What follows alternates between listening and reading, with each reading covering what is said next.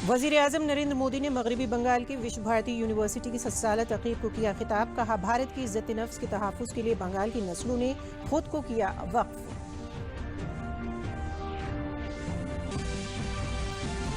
PM Modi कल 25 दिसंबर को जारी करेंगे किसान सम्मान फंड की अगली किस्त। 9 करोड़ से ज्यादा किसानों को 18,000 करोड़ रुपए से ज्यादा की रकम होगी ट्रांसफर। वीडियो कॉन्फ्रेंसिंग के जरिए 6 रियासतों के किसानों से करेंगे बात। वजीर आला योगी आदित्यनाथ ने धान खरीद मरकजों के इंतजाम को बेहतर बनाए रखने के लिए दी हिदायत। कहा, धान खरीद का अमल फरवरी 2021 तक रहेगा जारी।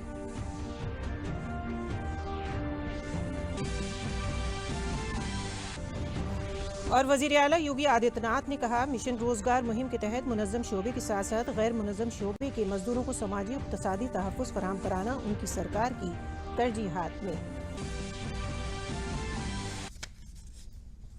आदाब, मैं हूं नग़मा इरफान। खबरें अब तफसील से। मगरबी बंगाल वाक़ई विश्व भारती यूनिवर्सिटी की 7 साला तक़रीब का इनक़ाद किया जा रहा है। इस मौके पर आज वज़ीर-ए-आज़म नरेंद्र मोदी ने वीडियो कॉन्फ्रेंसिंग के जरिए तक़रीब को खिताब किया।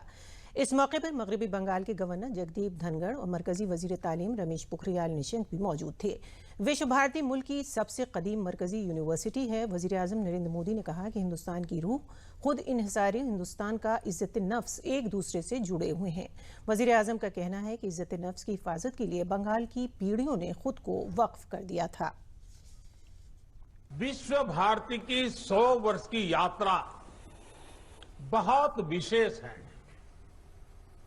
विश्व भारती मां भारती के लिए गुरुदेव के चिंतन, दर्शन और परिश्रम का एक साकार अवतार है।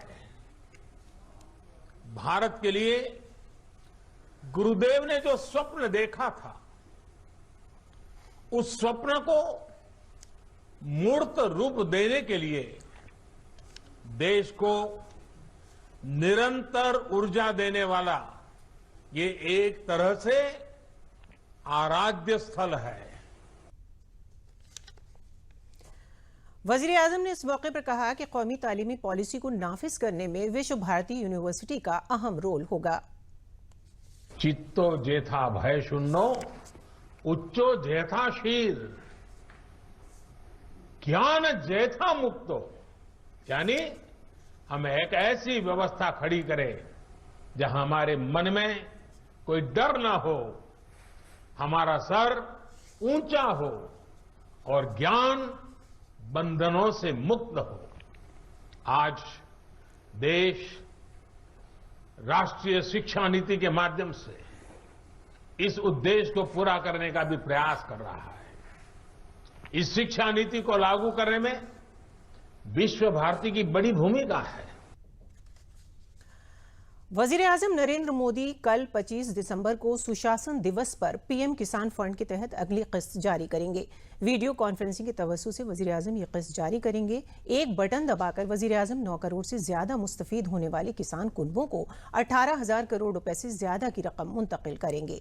प्रोग्राम के दौरान वज़ीर-ए-आज़म 6 अलहदा रियासतों के किसानों के साथ बातचीत भी करेंगे और किसानों की फलाह के लिए सरकार की जानिब से किए गए इक़दामात के बारे में बताएंगे। इस मौके पर मरकजी वज़ीर ज़राअत भी मौजूद रहेंगे। पीएम किसान स्कीम के तहत मुस्तफीद किसानों को 6,000 रुपए सालाना का माली फायदा देने का इल्तिजाम है, जिसे हर 4 माह में 3 बराबर किस्तों में 2,000 रुपए बराह रास्त किसानों के बैंक खाते में जमा किया जाता है। मरकजी हुकूमत ने दर्जे फहरिस्त ज़ात के तलबा के लिए तालीम के शोबे में बड़े कदम उठाए हैं। 5 वर्षों में 4 करोड़ से ज्यादा तलबा के लिए 59,000 करोड़ रुपए पोस्ट मैट्रिक वजीफा स्कीम को मंजूरी दी है। केंद्र सरकार ने अनुसूचित जाति छात्रों की शिक्षा के लिए बड़ा कदम उठाया है। नरेंद्र मोदी की अध्यक्षता में हुई कैबिनेट की बैठक में 5 सालों में 4 करोड़ से ज्यादा छात्रों के लिए 59,000 करोड़ रुपए पोस्ट मैट्रिक छात्रवृत्ति योजना को मंजूरी दी गई। केंद्रीय मंत्री थावरचंद गहलोत ने बताया कि इसमें से 60% खर्च यानी 35,534 करोड़ रुपए केंद्र सरकार करेगी और बाकी का खर्च राज्य सरकारें वहन करेंगी। केंद्र के हिस्से वाली छात्रवृत्ति की धनराशि छात्रों के बैंक खाते में डीबीटी के माध्यम से सीधे डाली जाएगी। ये डीबीटी पद्धति से छात्रों के सीधे अकाउंट में जाएगी। राज्य सरकार से हम छात्रों की सूची मंगाएंगे उनकी सूची और अकाउंट नंबर आने के बाद हम राज्यों से कहेंगे कि वो 40% धनराशि उनके अकाउंट में डाले, और जैसे ही वो धनराशि डालेंगे केंद्र सरकार तुरंत उसमें इस प्रकार की जो राशि बनती है केंद्र से वो उनके अकाउंट में डालेंगे। इस योजना से अनुसूचित जाति के छात्रों को कक्षा 11वीं से शुरू होने वाले मैट्रिक के बाद के किसी भी पाठ्यक्रम को जारी रखने में मदद मिली है। इस योजना में सरकार शिक्षा की लागत वहन करती है। एक अन्य फैसले में कैबिनेट ने दिल्ली की अनियमित कॉलोनियों में रहने वालों को कानूनी संरक्षण अगले 3 साल तक जारी रखने का फैसला लिया है। इससे संबंधित अध्यादेश को कैबिनेट ने मंजूरी दे दी है। गौरतलब है कि दिसंबर 2020 में इसकी मियाद खत्म हो रही है, जिसे अब 3 साल के लिए बढ़ाया गया है। वर्तमान में यह कानून एनसीटी ऑफ दिल्ली कानून के नाम से जाना जाता है।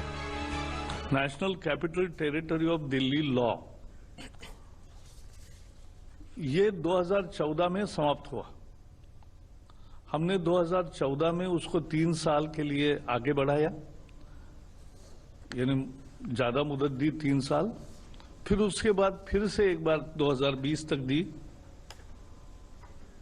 अब चूंकि शीतकालीन सत्र नहीं हो रहा है तो उसके लिए और 3 साल देने का अध्यादेश को आज मंजूरी दी है। मंत्रिमंडल ने अपने अन्य फैसलों में भारत और फिलीपींस, भारत और अफगानिस्तान के बीच संशोधित वायु सेवा समझौते पर हस्ताक्षर को भी मंजूरी दी है। इससे दोनों पक्षों के बीच बिना किसी रुकावट के आर्थिक संपर्क का माहौल बनेगा, जिससे बेहतर हिफाजत और सुरक्षा सुनिश्चित होने के साथ ही व्यावसायिक अवसर भी उपलब्ध होंगे। दोनों देशों के बीच व्यापार, निवेश, पर्यटन और सांस्कृतिक आदान प्रदान में वृद्धि की संभावना भी है। मिनिमम गवर्नमेंट मैक्सिमम गवर्नेंस के तय अपने मुसम्मम इरादे के तहत फिल्मी दुनिया से वाबस्ता इदारों में बड़ी इस्लाहात के साथ काबीना ने अहम फैसले लिए हैं। NFDC के तहत अब 4 इदारे होंगे जो बेहतर तालमेल कायम करेंगे। फिल्मी दुनिया की हस्तियों समेत सनती दुनिया ने भी इन फैसलों का खैर मकदम किया है। मिनिमम गवर्नमेंट मैक्सिमम गवर्नेंस की प्रतिबद्धता को और मजबूत करते हुए केंद्र सरकार ने सूचना प्रसारण मंत्रालय के साथ एक अहम फैसला लिया है। प्रधानमंत्री नरेंद्र मोदी की अध्यक्षता में हुई केंद्रीय मंत्रिमंडल की बैठक में बुनियादी ढांचा, मानव शक्ति और अन्य संसाधनों को युक्ति संगत बनाकर 5 फिल्म मीडिया इकाइयों के विलय को मंजूरी दी गई। Memorandum of articles of association of NFDC का विस्तार करके अपनी 4 मीडिया इकाइयों, फिल्म डिवीजन, फिल्म समारोह निदेशालय, भारतीय राष्ट्रीय फिल्म अभिलेखागार और बाल फिल्म सोसाइटी के विलय को हरी झंडी दे दी गई है।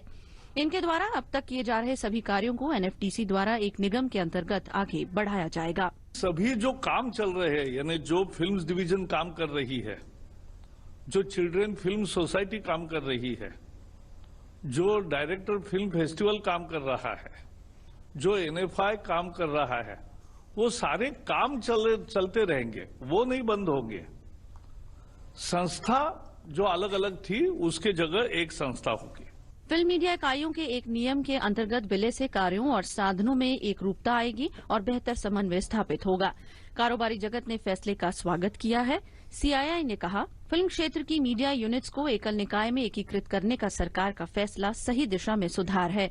ये फैसला न सिर्फ इस क्षेत्र में तालमेल लाएगा बल्कि क्षेत्र के विकास को और अधिक सुविधाजनक बनाएगा। कैबिनेट के फैसले का स्वागत करते हुए फिक्की ने कहा है कि फिल्म क्षेत्र की मीडिया इकाइयों को एक एकल निकाय में एकीकृत करने के सरकार का कदम सराहनीय है।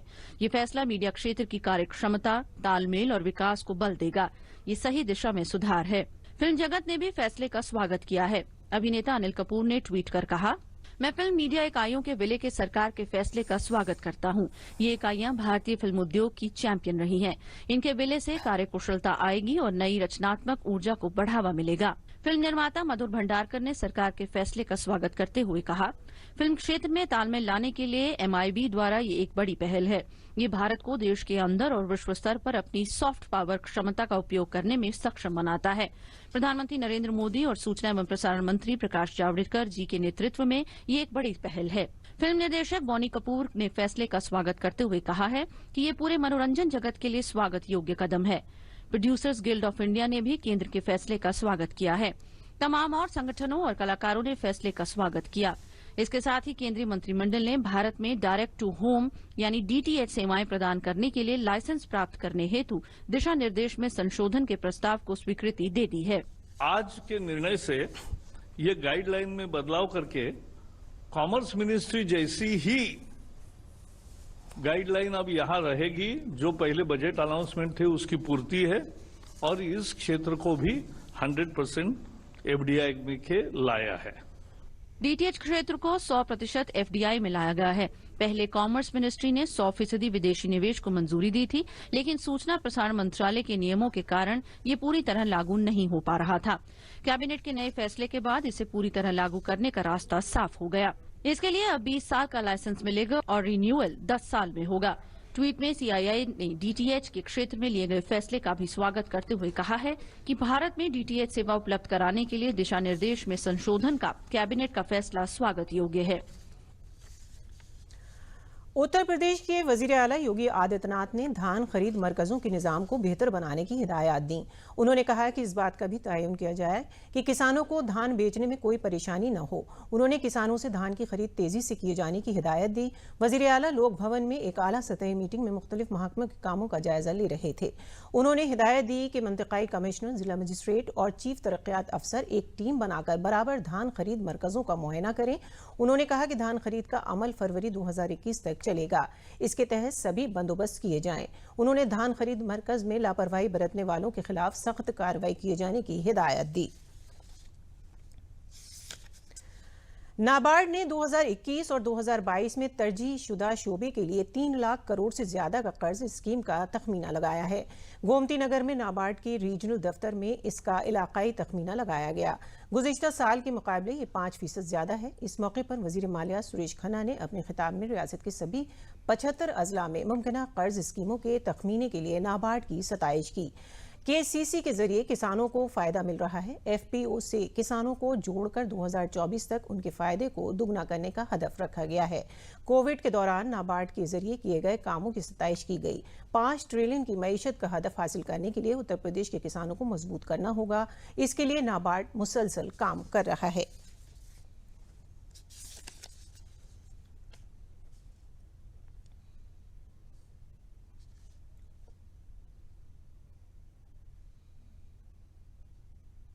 हमारा उद्देश्य यह है कि ज़्यादा से ज़्यादा किसानों के पास जो कर्ज लेने वाले हैं उनको पैसा इसके माध्यम से मिले, क्योंकि कम ब्याज के ऊपर पैसा ये मिलता है। साथ ही साथ किसान क्रेडिट कार्ड की नई व्यवस्था उत्तर प्रदेश सरकार ने लॉन्च की है और किसान क्रेडिट कार्ड ज़्यादा से ज़्यादा वितरित हों। अभी मात्र 44% लोगों को किसान क्रेडिट कार्ड मिले हैं। हमारा सोचना यह है कि 80% तक ये फिगर जानी चाहिए और हर प्रकार से उत्तर प्रदेश की सरकार और केंद्र की सरकार इस बात के लिए प्रतिबद्ध है कि हम ग्रामीण क्षेत्र को विकास के चरम सीमा पर पहुंचाएं और ये सिस्टम हमारा उसमें सबसे ज़्यादा सहयोग कर सकता है। इसलिए हम सभी लोगों से ये अनुरोध करेंगे, जितने हमारे बैंकिंग प्रतिनिधि हैं उन सबसे हमारा अनुरोध है कि हर स्तर पर इसकी मॉनिटरिंग करके इसको लक्ष्य को प्राप्त करें। इसमें जितने भी टारगेट हमने रखे हैं उसको हासिल किया जाए और एक सुचारू रूप से उसको हो। तो हम समझते हैं कि अगले एसएलबीसी मीटिंग में इस पर हमने मंत्री जी को भी कहा है कि इस पर विशेष चर्चा हो कि कहाँ हमारी या तो आयोजन में या इम्प्लीमेंटेशन में, कार्यान्वयन में कमी रहती है। तो मुझे पूरा विश्वास है कि बैंक और राज्य सरकार मिलकर इन उद्देश्यों को, जो सरकार के भी, राज्य सरकार के और केंद्र सरकार के भी उद्देश्य है, उनको हम जरूर हासिल करेंगे। और मैं एक चीज़ बताना चाहूँगा कि कोरोना काल के बावजूद भी, जबकि 4 महीना तो पूरा लॉकडाउन रहा और लगभग 8 महीना गतिविधियाँ इतनी तेज़ी से नहीं चल पाई जितने नॉर्मली चलती है, तो इसके बावजूद भी सितंबर तक, जिसके आंकड़े आज तक बैंकिंग के आंकड़े हमारे पास उपलब्ध हैं, उसमें बैंकों ने भी एक अच्छा काम किया है। रियासती हुकूमत में गन्ना वजीर सुरेश राणा ने आज गन्ना तरक्यात महकमे के 3.5 सालों की हुसूलियाबियों के बारे में मालूमात दी। सुरेश राणा ने मीडिया से खिताब करते हुए कहा कि योगी हुकूमत ने 3.5 सालों में गन्ना किसानों को 1,12,889 करोड़ रुपए की अदायगी की है। सुरेश राणा ने कहा कि लॉकडाउन के दौरान भी रियासती हुकूमत ने 119 चीनी मिलों को खुला रखा और 5,954 करोड़ रुपए की अदायगी लॉकडाउन के दौरान की गई। उन्होंने कहा कि अगर वक्त से किसान को अदायगी होती है तो किसान की आमदनी में तेजी से इजाफा होगा। ये भी हमारे लिए बहुत गौरव की बात है कि आदरणीय मुख्यमंत्री जी के निर्देशन में उत्तर प्रदेश के गन्ना किसानों ने कदम से कदम मिला करके बहुत मेहनत के साथ इस क्षेत्र को आगे बढ़ाया। हम चाहे चीनी का उत्पादन हो, चाहे गन्ने के क्षेत्रफल का विषय हो, 3 वर्षों से देश में लगातार हम पहले स्थान पर हैं। माननीय योगी जी के नेतृत्व में उत्तर प्रदेश की सरकार में 3 वर्षों से लगातार हम गन्ने के क्षेत्र में देश में प्रथम स्थान पर हैं। और एक ऐसा विषय जिसमें हम सब लोग, मैं विशेषकर माननीय प्रधानमंत्री जी और माननीय मुख्यमंत्री जी की जो तकनीक के साथ किसान को जोड़ने की नीति है और जो चारों तरफ से योजनाओं के आधार पर किसान को लाभ देने की जो उनकी एक रणनीति है, उसी का एक बिंदु जिसमें निश्चित रूप से मैं माननीय मुख्यमंत्री जी के निर्देशन का आभारी हूं कि उन्होंने हम सबका समय समय पर मार्गदर्शन किया। उसका परिणाम है कि आज 70 करोड़ लीटर आपूर्ति के साथ एथेनॉल की आपूर्ति में उत्तर प्रदेश देश में नंबर 1 है। वजीर आला योगी आदित्यनाथ ने मिशन रोजगार मुहिम के तहत हर जिले में जिला रोजगार दफ्तर को मरकज में रखते हुए वसी पैमाने पर गैर मुनज़्ज़म शोबे के मेहनत कशों को रोजगार फराहम कराने की हिदायत दी। उन्होंने कहा कि MSME सेक्टर और 1 डिस्ट्रिक्ट 1 प्रोडक्ट स्कीम की तर्ज पर गैर मुनज़्ज़म शोबे के मजदूरों और मेहनत कशों को रोजगार फराहम कराया जाए और गैर मुनज़्ज़म शोबे के मजदूरों को समाजी इक़्तिसादी तहफ़्फ़ुज़ देने के लिए वसी मुहिम चलाई जाए। उन्होंने अफसरों के सिलसिले में अवामी नुमाइंदों की तजावीज़ हासिल करने की हिदायत दी। वज़ीर आला अपनी सरकारी रिहाइशगाह पर उत्तर प्रदेश मजदूर रोजगार कमीशन की मीटिंग की सदारत कर रहे थे। उन्होंने कहा कि मुनज़्ज़म शोबे के साथ गैर मुनज़्ज़म शोबे के मजदूरों को समाजी और माली तहफ़्फ़ुज़ दस्तयाब कराना रियासती सरकार की तरजीहात में से है। बुंदेलखंड के हमीरपुर के धान खरीद मराकज में अब तक 651.96 मीट्रिक टन धान जिले के 136 किसानों से खरीदा जा चुका है, जिसमें से 124 किसानों को सहारा कीमत की रकम की अदायगी के तौर पर 109 लाख रुपए उनके खातों में दिया जा चुका है। हमीरपुर में धान खरीद मरकज के सुमेरपुर, राठा, कोकरा हर ब्रांच मरकजों में कोविड-19 के मद्देनजर प्रोटोकॉल पर अमल करते हुए धान खरीद करवाई जा रही है। हमीरपुर में पहली मर्तबा योगी सरकार में धान खरीद मराकज खोलने से किसानों में जोश है। किसानों ने बताया कि इससे कबल उन्हें धान बेचने के लिए जिले के बाहर जाना पड़ता था, लेकिन अब जिले में ही धान की खरीद हो जाने से उन्हें काफ़ी सहूलत होगी और 72 घंटों में ही हमारे खाते में सहारा कीमत की रकम पहुंच रही है। इस बार हमने मोटा धान का उत्पादन किया है, करीबन 35 बीघे में उत्पादन किया है, जो ऑनलाइन करवाने के बाद में कागज़ों में बाबूजी ने अभी 29 तारीख की डेट दी थी, आना है। बाकी किसान हमारे गांव के बेकन गए हैं, उनको कोई परेशानी नहीं है। और इस बार किसानों में बड़ी खुशी का माहौल है कि हमारे यहाँ धान मंडी का केंद्र खुला हुआ है। अभी तक हम हरियाणा, पंजाब इधर उधर ले जाते थे तो 1200-1300 में 1000 में बिका करता था। अब 1888 रुपये का रेट मिलेगा तो किसानों में सही है। यहाँ की जो समर्थन मूल्य है 1860 रुपये खाते में लेन देन हो रही है और फिलहाल अभी तो हमें कोई दिक्कत नहीं है बेचने में। जो यहाँ का नियम है फिलहाल सही है, कोई दिक्कत नहीं हो रही। तो उन्होंने अपना जो बात हम कहते हैं वो हमारी बात मानते भी हैं, जो नियम के हिसाब से पूरा काम सही चल रहा है। 2 टाली धान लाए थे, हमारा टुल गया, 1868 रुपये हमको समर्थन मूल्य मिला। वो भी खाते में 3-4 दिन में जो है हमको प्राप्त होगा और हमें कोई आपत्ति नहीं है। सुविधाजनक हमारा माल तौला गया। पूरा सिस्टम ऑनलाइन है, पेमेंट का भी ऑनलाइन सिस्टम है, रजिस्ट्रेशन का भी सिस्टम ऑनलाइन है। अभी तक जो यहाँ पे निरीक्षण किया गया तो प्रभारी अनुपस्थित थे, यहाँ पर उपस्थित जो कर्मचारी है उसके द्वारा अवगत कराया गया है कि लगभग 80 किसानों द्वारा यहाँ पे अभी तक जब से केंद्र शुरू हुआ है धान बेचा गया है, उसमें से 60 किसानों को भुगतान किया जा चुका है। आज 3 किसानों द्वारा यहाँ धान बेचा गया है, 1 किसान वर्तमान में मौजूद है जिसका धान अभी बेचा जा रहा है। समर्थन मूल्य जो सरकार द्वारा रेट निर्धारित है 1868 रुपये प्रति क्विंटल और धान अगर ग्रेड A का है तो 1888 रुपये प्रति क्विंटल है। वो उनके सीधा खाते में PFMS के माध्यम से जाता है। जनपद में पहली बार जनप्रतिनिधियों और किसानों की मांग के दृष्टिगत जिलाधिकारी महोदय द्वारा कुल 3 क्रय केंद्र विपणन शाखा के खोले गए हैं, जिनके माध्यम से अब तक कुल 651 EMT की खरीद क्या कहते हैं कि 136 किसानों से की गई है, जिसमें से 124 किसानों का भुगतान कर दिया गया है। लगभग 109 लाख रुपए का पेमेंट कर दिया गया है। रियासत के महोबा में सुबह साइकिल से कोचिंग जा रहे तलबा के ग्रुप को एक तेज रफ्तार बेकाबू ट्रक ने कुचल दिया। सड़क हादसे में 2 तलबा की मौके पर ही मौत हो गई, जबकि 2 बच्चे संगीन तौर से जख्मी हो गए, जिसमें से एक की हालत बहुत ज्यादा नाजुक है। हादसे के बाद ट्रक ड्राइवर गाड़ी लेकर फरार हो गया। हादसे की इत्तला पर पहुंची पुलिस ने जख्मियों को अस्पताल पहुंचाया। बच्चों की मौत से मुश्तइल लोगों ने झांसी मिर्जापुर हाईवे पर जाम लगा दिया। वजीर आला योगी आदित्यनाथ ने हादसे पर रंज का इजहार किया है।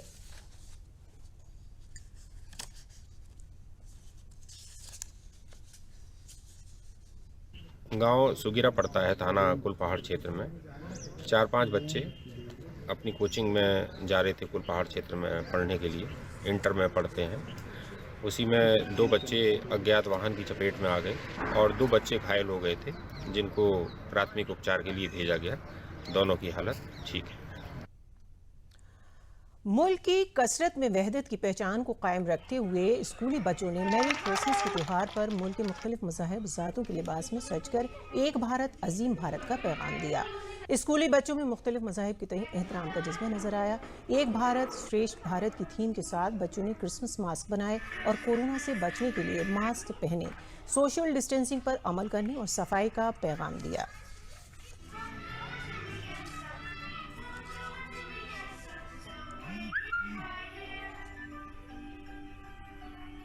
जोड़ सके जो सबको, उसका नाम है एकता, इसी से मिलती है दुनिया में सफलता।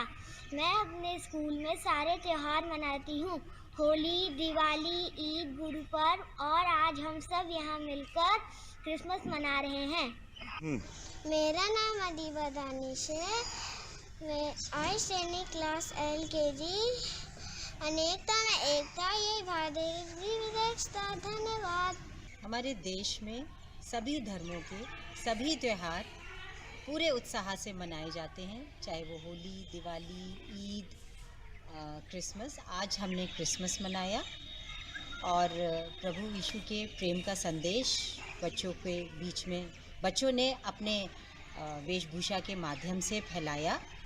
प्रधानमंत्री श्री मोदी के एक भारत श्रेष्ठ भारत का संदेश हमारे बच्चों ने दिया।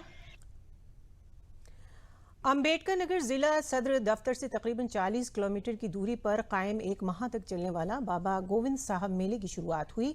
इसका आगाज मकामी रुकन असेंबली अनीता कमल और जिला पंचायत सदर सुधीर सिंह मिंटो ने मुश्तरका तौर से किया। पूर्वांचल में लगने वाले मेले में सभी फिरके के लोग शिरकत करते हैं। इस मेले को आपसी खैर सगाली की अलामत माना जाता है। ये मशहूर है कि जो अकीदतमंद बाबा को सच्चे दिल से खिचड़ी चढ़ाते हैं उनकी मुरादें पूरी होती हैं। ये मेला मुख्तलिफ हिंदुस्तानी तहजीबों को सजाए हुए है। इस मेले में अम्बेडकर नगर के अलावा उत्तर प्रदेश और बिहार की भी काफी अकीदतमंद आते हैं। यहाँ के पूरे उत्तर प्रदेश के आते हैं और जो भी खिचड़ी यहाँ बाबा साहेब के श्रद्धा भाव से चाहते हैं और उनकी हम तो जहाँ तक हमारा विचार उनकी जो श्रद्धा भाव से अच्छे मन से चढ़ाते हैं उनकी मनोकामना पूरी होती है। अपने क्षेत्रवासी के भी दूर दूर से दूर दराज से भी लोग आते हैं, बलिया से लोग आते हैं और हमारा तो यही बचपन बीता, हम तो देखते हैं, हम आते रहे बाबा साहब का दर्शन करने और मेले में भी आते रहे और बच्चा यहाँ पे बहुत अच्छा लगता है, सुख शांति मिलती है और बाबा गोविंद साहब सबकी मनोकामना पूरा करते हैं।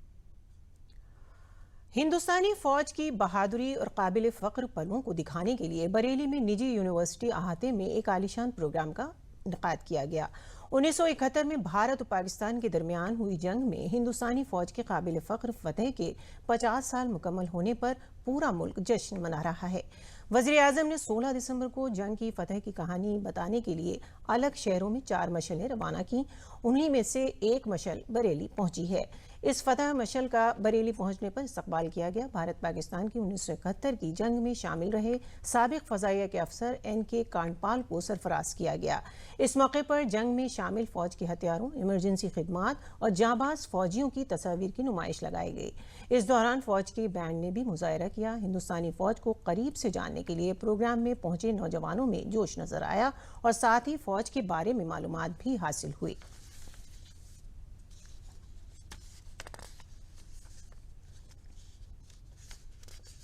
भारतीय सेना ने एक अपना शौर्य दिवस मनाया है। इस शौर्य दिवस के लिए ये वही दिवस है जिसके लिए माननीय प्रधानमंत्री जी श्री नरेंद्र मोदी जी ने कुछ दिन पहले विजय दिवस के लिए और विजय चौक से दिल्ली से एक मशाल रवाना की थी। वो मशाल आज यहाँ पर हमारे प्रांगण में आई है। भारतीय आर्मी ने यहाँ पर अपनी आर्टिलरी गन्स, अपने वेपन्स, अपना जो हॉस्पिटल फील्ड में बनाते हैं, जब किसी को चोट लग जाती है तो कैसे उसका इलाज होता है, उसका पूरा एक मोबाइल हॉस्पिटल का डिस्प्ले किया हुआ है। अपनी डिफरेंट वेपन्स जो हैं, जो मशीनरी है, जो आर्टिलरी गन्स हैं जिसमें 17 किलोमीटर से लेके 25-30 किलोमीटर दूरी तक मार करने वाली गन्स हैं, उनका डिस्प्ले किया हुआ है। इस फंक्शन को ऑर्गेनाइज करने का एक ही उद्देश्य था कि हमारे जितने भी बच्चे हैं, जवान हैं, जितने भी यंग पॉपुलेशन है जो इस समय पढ़ रही है, वो पढ़कर हमारी देश की सेवा के लिए जागृत हों।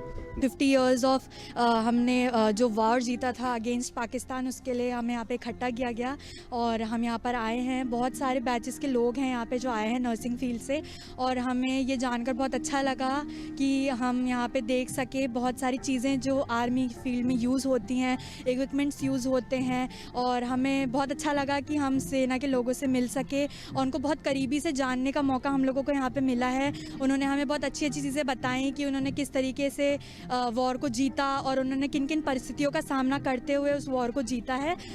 मुझे यहाँ का प्रोग्राम बहुत अच्छा लगा, मैं इससे बहुत इंस्पायर हुई हूँ। मुझे जानने का मौका मिला कि आर्मी क्या है, कैसे है, मतलब वो लोग कितना स्ट्रगल करते हैं हम लोगों के लिए सेफ रखने के लिए। वो इतनी मेहनत करते हैं, अपनी फैमिली से दूर रहते हैं ताकि हम लोग अच्छे से खुश रह सकें। तो मुझे बहुत अच्छा लगा कि इन लोगों ने हमारे लिए इतना, हमें नॉलेज बढ़ाने के लिए हमारे लिए समझा, इतना सब कुछ दिखाया। बहुत अच्छा फील हो रहा है कि हमारे देश में इतने प्राउड सा फील हो रहा है कि सब लोग हमारे देश के लिए इतना सब कुछ करते हैं आर्मी के। तो मैं उनके लिए तो सैल्यूट करना चाहती हूँ। मशहूर गुलकार और आवाज़ के बादशाह मोहम्मद रफ़ी साहब का आज यौम पैदाइश है। 1924 में आज ही के दिन पैदा हुए रफ़ी साहब ने ऐसे नगमे गाए जिन्होंने लोगों के दिलों पर नक्श छोड़ दिए। 40 से 80 की दहाई तक रफ़ी साहब ने हिंदी फिल्मी गीतों के अलावा गज़ल, भजन, हुब्बुल वतनी के गीत, कव्वालियाँ और दीगर ज़बानों में हज़ारों नगमे गाए। आइए सुनते हैं उनके कुछ नगमे। चेहरा, जुल्फों का रंग सुनहरा, ये झील सी नीली आंखें, कोई राज है इनमें गहरा। तारीफ करूं क्या उसकी जिसने तुम्हें बनाया। और अब आखिर में खास खबरें एक बार फिर। वज़ीर-ए-आज़म नरेंद्र मोदी ने मगरबी बंगाल की विश्व भारती यूनिवर्सिटी की 7 साला तकरीब को किया खिताब। कहा, भारत की इज्जत नफ्स के तहफ़्फ़ुज़ के लिए बंगाल की नस्लों ने खुद को किया वक्फ।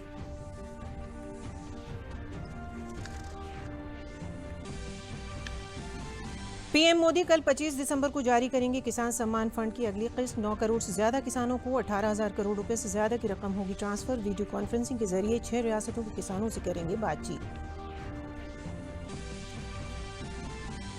वजीर आला योगी आदित्यनाथ ने धान खरीद मरकजों के इंतजामात को बेहतर बनाए रखने के लिए दी हिदायत। कहा, धान खरीद का अमल फरवरी 2021 तक रहेगा जारी।